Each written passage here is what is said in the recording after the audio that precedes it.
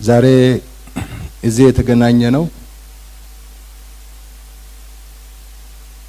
እንዳይደገም መቼም አንረሳውም በሚል ፕሮግራም በየአመቱ የሚከበር የሰሜን እዝ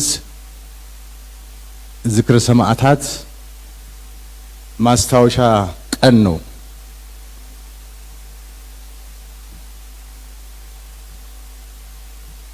መከላከያ ሰራዊትም ሆነ የኢትዮጵያ አርበኛ እየሞተ ነው፣ መስዋዕትነት እየከፈለ እየሞተ ነው አገር ያቆየው። ሞት መስዋዕትነት በሰሜን እዝ አልተጀመረም። ከዛ በፊት ማአት ሞቶች መስዋዕትነቶች ነበሩ። አገር በመከላከል አገር ለማቆየት የተከፈሉ መስዋዕትነቶች አሉ። ከሰሜን እዝ በኋላም መስዋዕትነት አለ፣ የተከፈለ ነው፣ ዛሬም እየተከፈለ ነው። የሰሜን እዝ መስዋዕትነት ወይም ዝክር ልዩ የሚያደርገው በኢትዮጵያ ታሪክ ለመጀመሪያ የሆነ ነገር ስለሆነ ነው። ለመጀመሪያ ጊዜ በኢትዮጵያ ታሪክ ምናልባትም በዓለም ታሪክ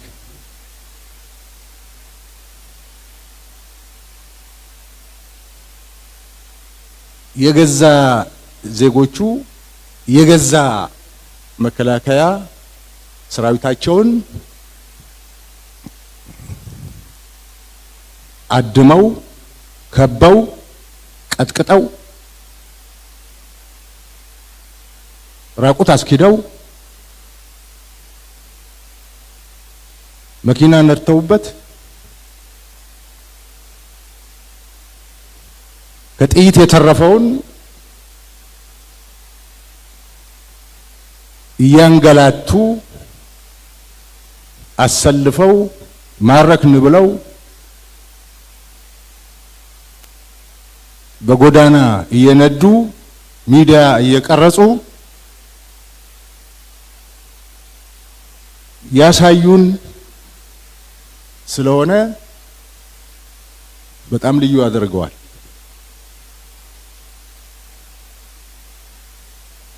መቼም አንረሳው። ሁልጊዜ የምናስታውሰው የምናከብረው ደግሞ እንዳይደገም ነው።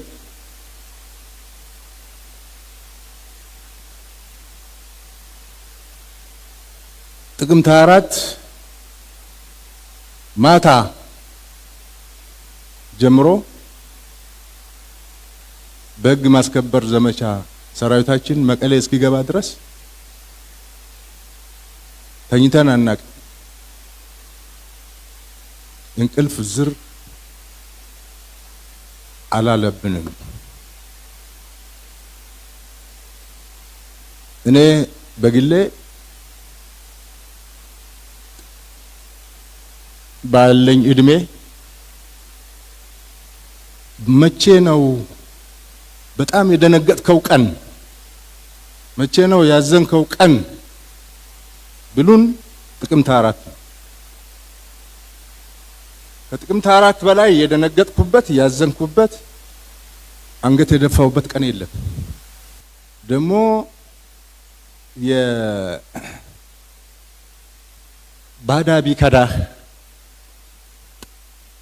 ባዳ ቢከዳህ የማታውቀው ቢከዳህ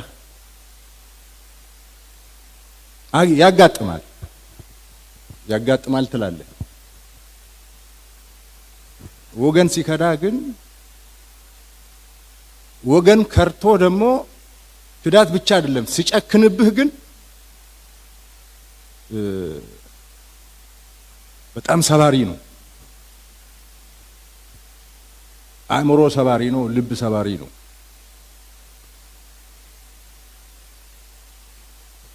ሰሜን እዝ ትግራይ የገባው ባድመ ላይ ሆኖ ዛላምበሳ ላይ ሆኖ ጾረና ላይ ሆኖ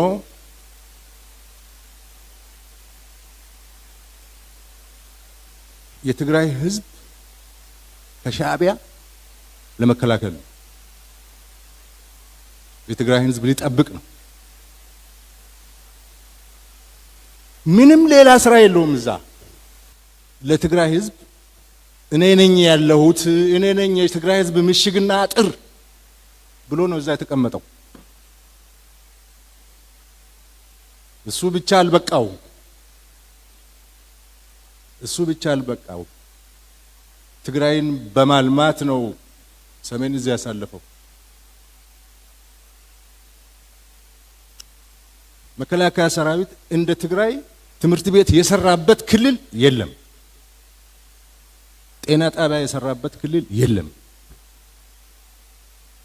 አርሶ አደሩን አግዞ ግብርና ላይ የተሰማራበት የለም። እጅ አጠር ወላጆች ልጆችን ሰብስቦ ያስተማረበት ክልል የለም።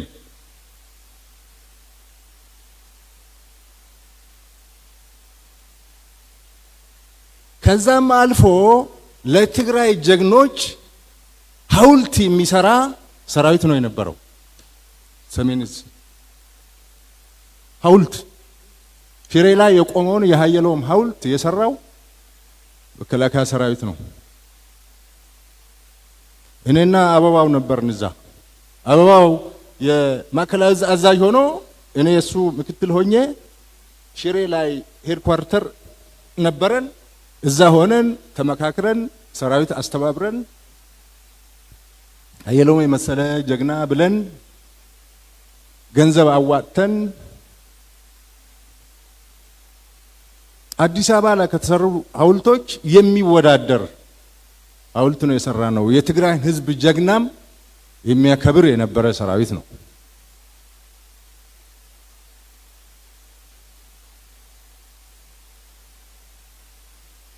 አንደኛ ይሄ ሁኔታ አለ። እየጠበቅ ነው፣ እያገዝ ነው የነበረ ህዝብ ነው።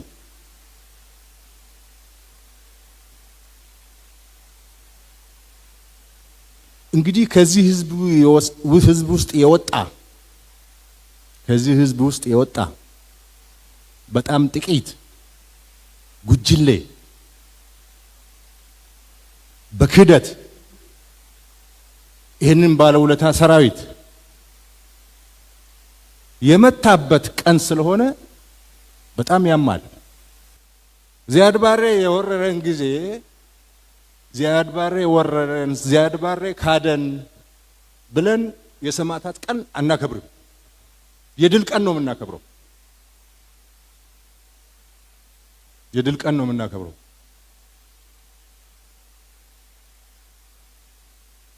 አድዋ ዘምተን አድዋን ነጻ አድርገን የድል ቀን ነው የምናከብረው። የክህደት ቀን አክብረን አናውቅም። ብዙ የካዱን ባዕዳን አሉ፣ አናከብርም። ወገን፣ ዜጋ፣ ወዳጅ ሲከዳህ ግን ከርቶ ደግሞ ምቹ ሁኔታ ጠብቆ አድብቶ ሲያርድህ ግን መከበር ያለበት ቀን ነው። ለዚህ ነው የምናከብረው። በየዓመቱ እንደዚህ የምናስታውሰው እንዳይደገም ነው። በኢትዮጵያ ውስጥ ቆሻሻ ታሪክ ስለሆነ፣ ጥቁር ታሪክ ስለሆነ ብታምኑም ባታምኑም ይሄ ታሪክ በኢትዮጵያ ሕዝቦች ታሪክ ውስጥ የማይጠፋ የሚመዘገብ አሳፋሪ አንገት የሚያስደፋ ታሪክ ነው።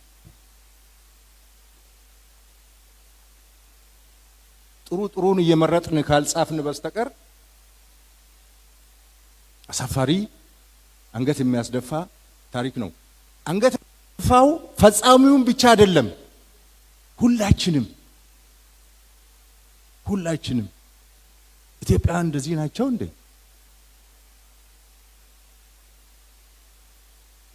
የጁንታ ነው የዓለም ህዝብ እኮ የጁንታ ነው ብሎ የሚወስድ እንዳይመስላችሁ የኢትዮጵያውያን ክፋት አድርጎ ነው የሚወስደው። ኢትዮጵያውያን ክፉ ናቸው ብሎ ነው የሚወስደው። ክፉ ቀን ነው፣ የክደት ቀን ነው፣ ወንድም ወንድሙ ላይ የጨከነበት ቀን ነው። ለዚህ ነው የምናስታውሰው፣ እንዳይደገም ነው የምናስታውሰው። በጣም ልብ የሚሰብረው ደግሞ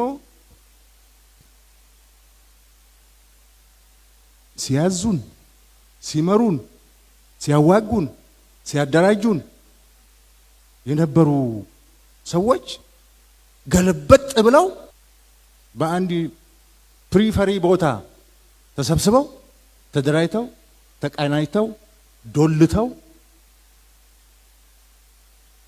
ሸር የሚባል ሴራ የሚባል ሁሉ ጠብጥበው ያንን ራሳቸውን ሲጠብቅና ሲከላከል የነበረውን ሰራዊት መምታታቸው በጣም ያማል፣ በጣም ያማል። ስዩም መስፍን እኮ የኢትዮጵያ የውጭ ጉዳይ ሚኒስትር ሆኖ ደረቱን ነፍቶ በአደባባይ በውጭ ሀገር በአፍሪካ መድረክ በዓለም መድረክ ሚናገር የነበረው ያ ሰራዊት ስለነበረ ነው። አስከበረናቸዋል፣ ጠብቀናቸዋል። ሻዕቢያ ወረራ መጥቶ ሻዕቢያን አሸንፈን ከውድቀት ከሽንፈት አድነናቸዋል። እነሱ ናቸው ሲመሩን ሲያስተዳድሩን የነበሩ። የእነሱን ትእዛዝ ተቀበለን ነበረ ስንሰራ የነበረ። ሰሜን እዝ የእነሱ ግርማ ሞገስ ነው የነበረ። በአንድ ጊዜ እንደዚህ አድርገ የኢትዮጵያን ሕዝብ መክዳት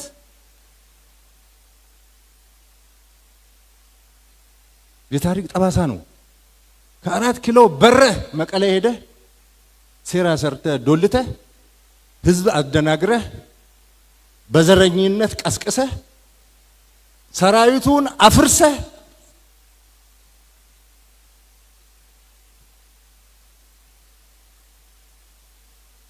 የመጨረሻው የዚህ ሀገር ምሽግ ሰሜን እዝ ነው ብለህ ሰሜን እዝን ማፈራረስ በጣም ክህደት ነው።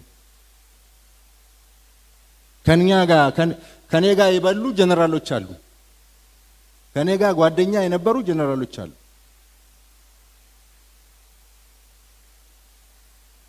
በክፉ ቀን ስንረዳዳ የነበሩ ጓደኞች አሉ። ኢትዮጵያን ለመጠበቅ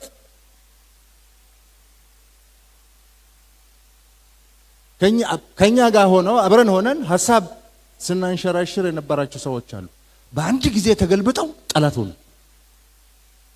ማላይ ኢትዮጵያ ላይ አንድ ምነግራችሁ ነገር ትንሽ የተድበሰበሰ ነገር ጦርነቱን ማን ጀመረው የሚለው ነው። ያን ጊዜ እኮ 2013 እኮ መንግስት አዲስ ነው። በእግሩም አልቆመም፣ ሰራዊቱንም አልገነባም፣ አንድ ጥይት አልገዛም፣ ራሱም አልተረጋጋም። ሁሉም ፖለቲከኛ ነኝ ባይ እየወጣ በየዞኑ የሚበጠብጠው የነበረ መንግስት ነው። ታስታውሳላችሁ? ሻሸመኔ ሲቃጠል፣ አጫሉ ሲሞት፣ የቡራዩ የአብዲ ኢሌ የሲዳማና ወላይታ ግጭት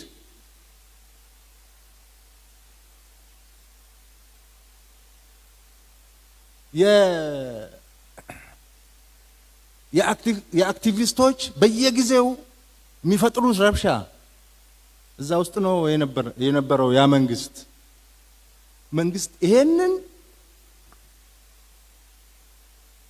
ትቶ ሰሜን ማነው ህወሓት ላይ ጦርነት ከፍታለሁ ብሎ ሊያስብ አይችልም። እንደዚህ አይነት ታሪክ የለም። እነሱ ናቸው መንግስት አዲስ ነው፣ ደካማ ነው፣ መሬት አልነካም፣ ሰራዊቱ እኛ የገነባ ነው፣ አብዛኛው የኛ መኮንኖች ናቸው፣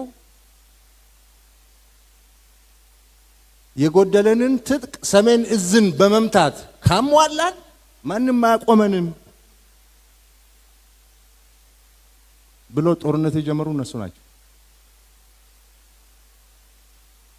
ከጀመሩ በኋላ ነው እኛ የተሯሯጥ ነው። መሯሯጥ በለው ከጀመሩ በኋላ ነው የተሯሯጥ ነው። 250,000 ጦር አዘጋጅተው ለፈረንጆች ሪፖርት አድርገዋል። ይሄ አዲስ የመጣው መንግስት በአንድ ጊዜ እንጠራርገዋለን ብለው ሪፖርት አድርገዋል። ነጮች ይቅርባችሁ አትችሏቸውም ብለውናል። ይቅርባችሁ አትችሏቸውም። 250,000 ሰው አዘጋጅተዋል። ድሮም ደርግ አሸንፈዋል። እነዚህ አይቻሉም፣ እጅ ስጡ ነው ያሉን ፈረንጆች።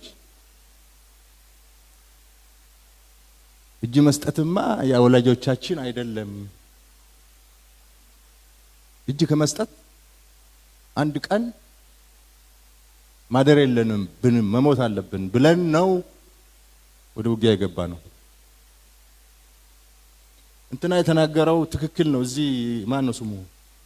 ሴኩ ቱሬ ሐቅ ነው የተናገረው። ያን ጊዜ መላው ህወሓት አጨብጭቧል። በኋላ ሴኩ ቱሬ ከሞተ በኋላ ጦርነቱን እናንተ ናችሁ የጀመራችሁት የሚል የዲፕሎማሲ ጫና ሲመጣ ሴኩ ቱሬንም ካዱት። ተናገር ብለው ያስወጡት ግን እነሱ ናቸው። እነሱ ቃል አቀባይ ነበር።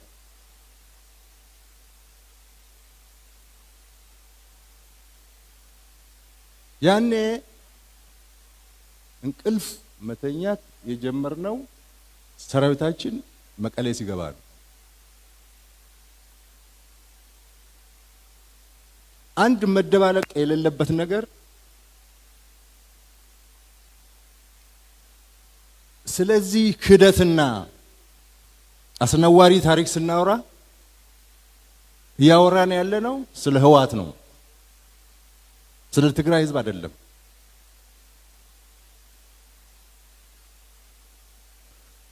ህወሓትም በሙሉ አይደለም፣ ህወሓት ራሱ በሙሉ አይደለም። ምክንያቱም አንዳንድ ጊዜ ነገሮች ጅምላ የሆኑና አገር የሚጎዳ ድምዳሜ ላይ ይደረሳል። እኛ እኮ ህግ ማስከበር ብለን ራሳችንን ለመከላከል መልሰን ስናጠቃ የትግራይ ህዝብ ምንድነው ሲል የነበረ? ኧረ ጉድ፣ ኧረ እዝጊዮ፣ ምን አይነት ክደት ነው? እንዴት እንደዚህ ይደረጋል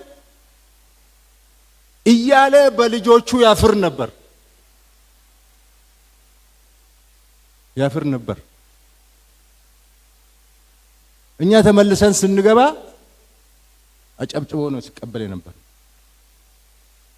እንደ ተበደልን ያውቃል። ህወሓት በሰራው አፍሯል፣ አንገቱ ደፍቷል። ይገርማቸዋል። መቀሌ እስክንገባ ድረስ አንድ ትንኮሳ አልነበረው። የትግራይ ህዝብ የሰሜን ህዝብ እዝን ክደት አይቀበለው እና ይሄ መካድ የለመደ የአንድ ካዲ ጉጅሌ ስራ ነው አርገን ነው መውሰድ ያለብን። ያ ጉጅሌ ደግሞ ከጀመረ 50 ዓመቱ ነው። ከጀመረ 50 ዓመቱ ነው።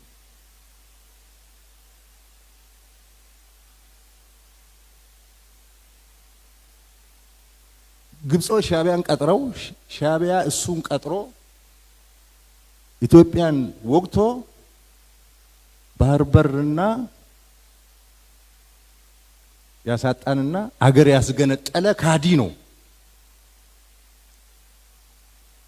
ኑ እንታረቅ ብሎ የፖለቲካ ድርጅቶችን በእርቅ መድረክ ጋብዞ በሬ አርዶ ያረደ ካዲ ነው። ሰሜን እዝ ላይ ደገመውም እሱ ነው። አሁንም በየቀኑ ይክዳል።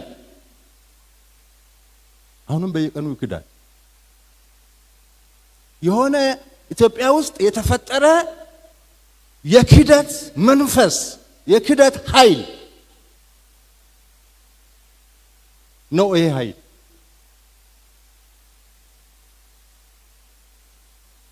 እስካልተነቀለ ድረስ ኢትዮጵያ ሰላም አታገኝም።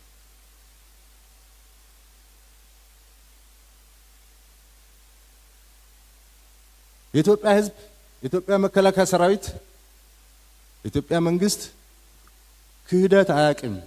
ክደን አናውቅም። በቀደም ምግበይ ኃይሌ እጅ ብንሰጥ እኮ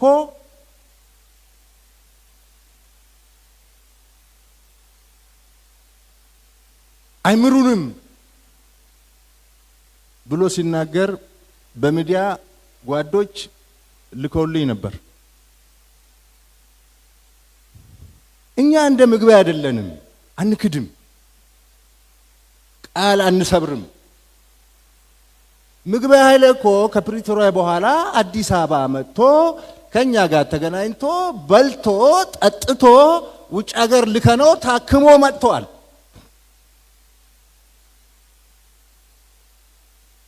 እንደ ምግበይ ቂም የምንይዝ ቢሆን ኖሮ እንደ ምግበይ ካዲ ብንሆን ኖሮ እጃችን ገብቶ ነበር። እንደ ምግበይ ካዲ ብንሆን ኖሮ ስብሐት ነጋን ከጉርጋዳ አውጥተን ውጭ ሀገር እንልከውም ነበር።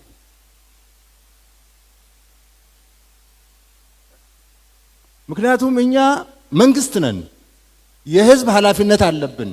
የአገር ታሪክ መጠበቅ አለብን። ጠባሳ ነገር ለማህበረሰብ ቁርሾ የሚተው ነገር መስራት የለብንም። እንታገሳለን። እንደ ሰሜን እዝ ተገርተን እንደ ሰሜን እዝ ተገለን ተክደን የካደንን ሁሉ እንታገሳለን። አገር ነው የምንመራው።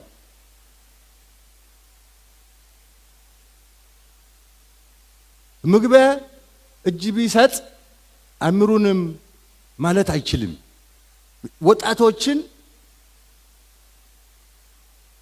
ያስጨረሰ ሰው ነው። ደም እጁ ላይ ያለበት ሰው ነው። እኛም በዚህ መክሰስ አይችልም። ይልቅ እንደ 2013 ዳግም መፎከር የለበትም።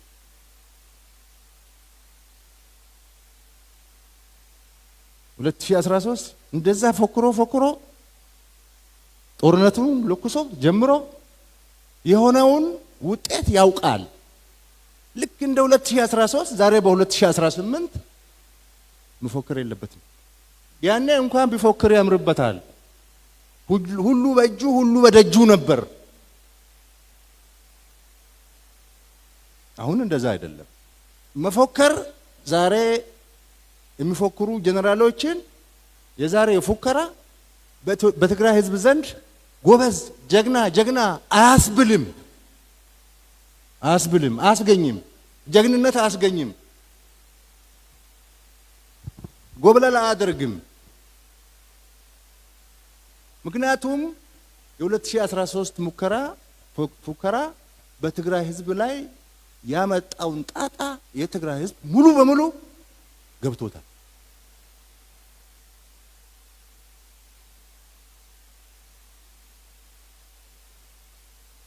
ስለገባው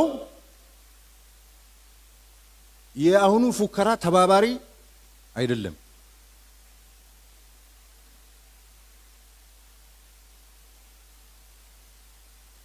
የትግራይ ህዝብ ይልቅ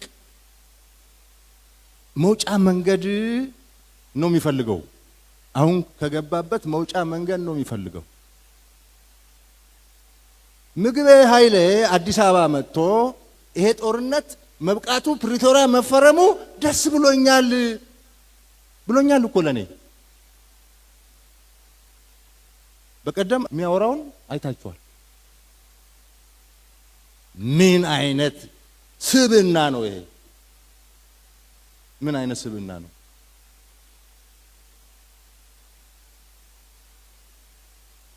በበቃኝ ጦርነቱን በበቃኝ ከጨረስክ በኋላ ባክ ተመልሰ መፎከር ትክክል አይደለም። በበቃኝ እኮ ነው የጨረሱት።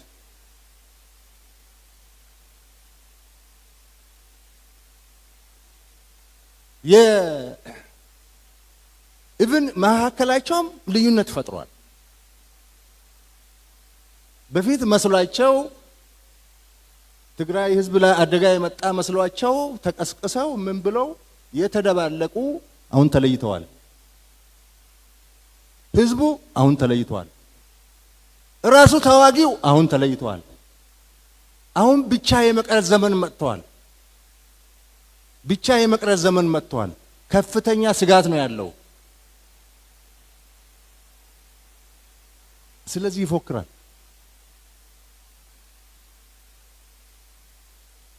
ጄኖሳይድ ፈጸመብኝ ሲል ከነበረው ሻዕቢያ ጋር አሊያንስ ይፈጥራል። ሉክ ይሄ ራሱ ክደት ነው። ይሄ ራሱ ክደት ነው። ሌላ ክደት መልክ ነው። ጄኖሳይድ ፈጸመብኝ ስትል ከርመህ እንደገና ሻዕቢያ ወዳጃችን ነው፣ አሊያንሳችን ነው፣ ከኛ ጋር ይቁም፣ አብረን እንሰራለን፣ ኢትዮጵያን እንከዳለን፣ ኢትዮጵያን አብረን እናዳክማለን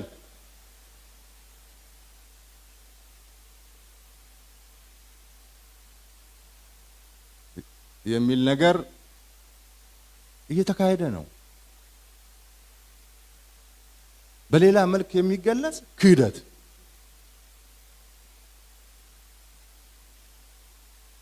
አክሱም የህወሓት አይደለም። አክሱም ህወሓት የሚፎክርበት ታሪክ አይደለም። አክሱም የኢትዮጵያ ህዝብ ታሪክ ነው። እኛ ጦርነት የምንፈልግ ሰዎች ቢሆን ኖሮ ከፕሪቶሪያ በኋላ ህወሓት የሰራቸው ትንኮሳዎች፣ እምቢባይነቶች በቂ ናቸው ወደ ጦርነት ለመግባት። በቂ ከበቂ በላይ ናቸው። የጦረኛ መንግስት ቢሆን ኖሮ ጦርነት የሚናፍቅ ቢሆን ኖሮ ጦረኛ መከላከያ ሰራዊት ቢሆን ኖሮ እስከ ከፕሪቶሪያ በኋላ ህወሓት የሰራቸው ትንኮሳዎች፣ ስራዎች፣ ሴራዎች በቂ ናቸው ወደ ጦርነት ለመግባት። ግን በጦርነቱ ህወሓት ይሸሻል። የትግራይ ህዝብ ይጎዳል። ባለፈው ጦርነት ያየነው እሱ ነው። ከሻዕቢያ ጋር ጽምዶ ብሎ ቦርደር ሰብሮ መሄድ እኮ ጸረ ህገ መንግስት ነው። ተፈናቃይ አለቅም እኔን ተሸክሞ ካልገባ ማለት እኮ ጸረ ህገ መንግስት ነው። ጸረ ፕሪቶሪያ ነው። ኃይል ማሰልጠን እኮ ጸረ ፕሪቶሪያ ነው። ዲዲአር ወጣ ወታደር መመለስ እኮ ጸረ ፕሪቶሪያ ነው። ፋኖ ጥይትና እቅድ ሰጥተህ ኢትዮጵያን እንዲበጠብጥ አማራ ክልል እንዲበጠበጥ መላክ እኮ ነው ጸረ ፕሪቶሪያ ነው። ይሄ ሁሉ ግን እያየን ነው ወደ ጦርነት ያልገባ ነው። ዳግም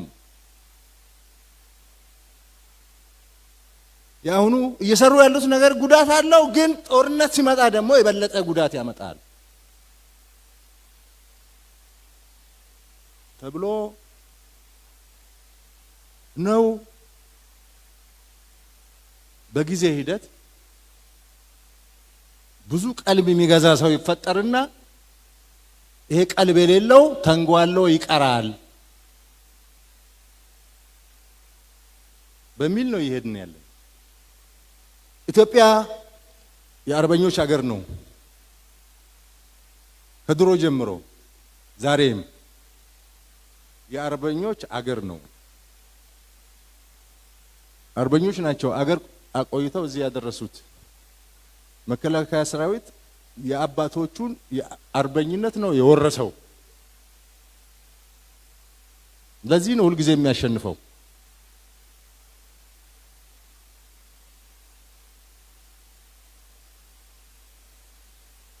የአርበኞች አገር ነው ስንል ገዢ ባህሪው ማለታችን ነው እንጂ ኢትዮጵያ ባንዳማ አላት። ቀላል የማይባል ባንዳ አላት። በየዘመኑ እሱ ነው የታየው። ጣሊያን ሲመጣ እሱ ነው የታየው።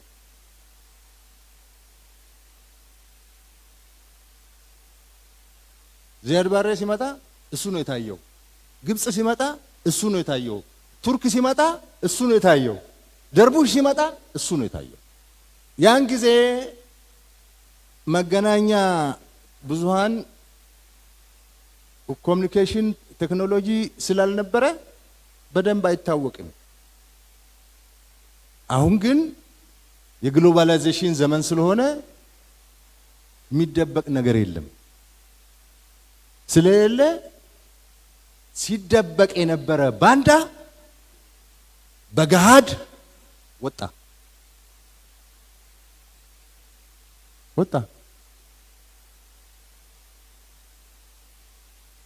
ደግሞ አፍሩም ሚዲያ ላይ ወጥተው ባንዳነታቸውን በገሃድ ይናገራሉ። አፍሩም ይናገራሉ። ባንዳነታቸው ወጥተው ይናገራሉ።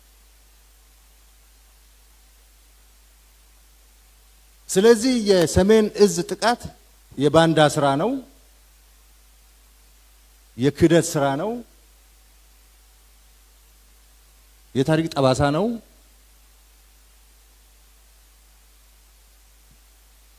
የድሮ የነበሩ ባንዳዎች ዘመናዊ መገለጫ ነው። እንደዛ አድርገን እንውሰደው። ከህዝብ ጋር የሚገናኝ ነገር የለም።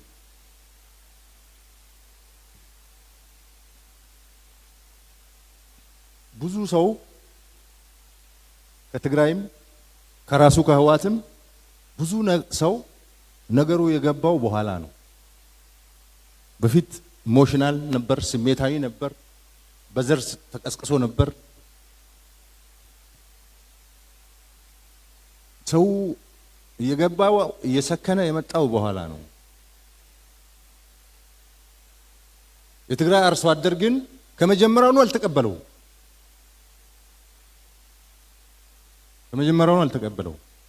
ቆላ ተንቤን ከገቡ በኋላ መረጃ የሚሰጠን የነበረ የትግራይ ህዝብ ነው። በኋላ ነው ፖለቲካው ሲበላሽ ነገሩ የተበላሸው። ፖለቲካው ሲበላሽ ማለት ዲፕሎማሲው ተበላሸ፣ ጊዜያዊ አስተዳደሩ ተበላሸ፣ ሻዕቢያ ገብቶ ነገር አበላሸ። ከዛ በኋላ ነው ብዙ ሰው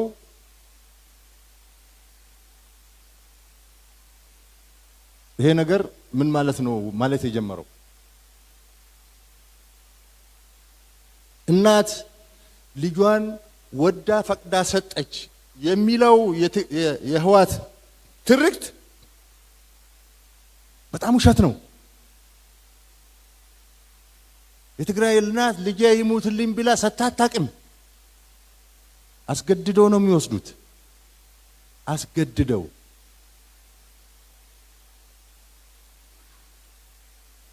አወዳድረው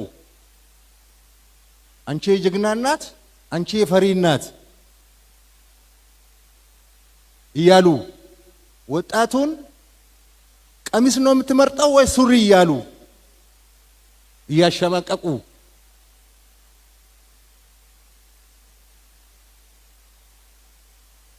ቀሚስ የለበሱ ሴቶቻችን እኮ በጀግንነት ወድቀዋል።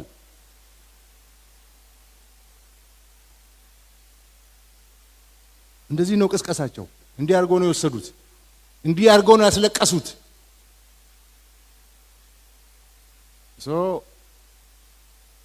ካሁን በኋላም እናስለቅሳታለን በሚል እየሰሩ ስለሆነ የትግራይ ህዝብ ራሱን ነፃ ማውጣት አለበት። የህዋት ጉጅሌ ወንጀለኛው ጉጅሌ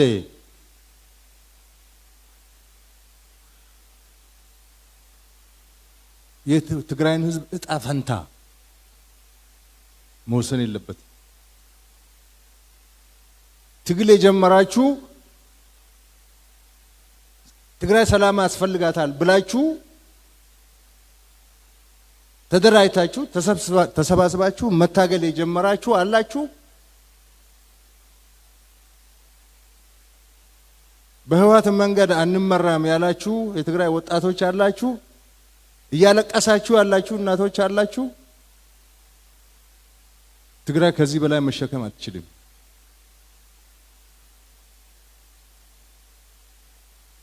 ምንም ብንታገስ ከተጠቃን እንደ ዳግማዊ ሰሜን እዝ ከሆነ መከላከላችን አይቀርም። ጦርነት እኛ ብቻ ማስቀረት አንችልም።